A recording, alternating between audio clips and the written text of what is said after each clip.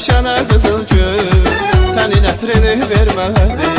Səndən sonra aşıq quşlar bizim eyvana gəlmədi.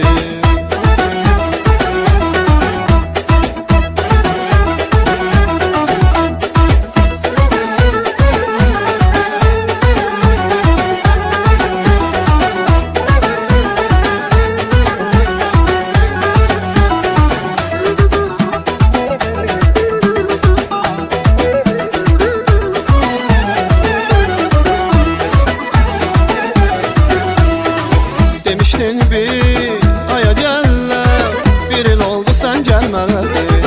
Göz yaşımdan namə yazdım, gəlib halımı bilmədin. Nə bənövşənə qızıl gül sənin ətrini vermədi. Səndən sonra aşıq quşlar bizim eyvana gəlmədi. Nə bənövşənə qızıl gül sənin ətrini vermədi. Səndən sonra aşıq quşlar bizim eyvana gəlmədi.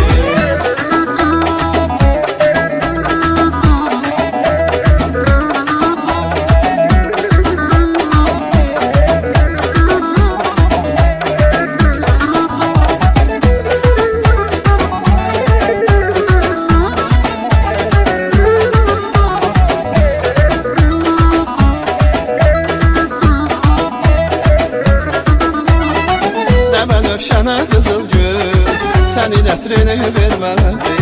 Səndən sonra aşıq quşlar bizim eyvana gəlmədi.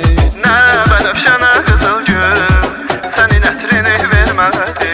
Səndən sonra aşıq quşlar bizim eyvana gəlmədi.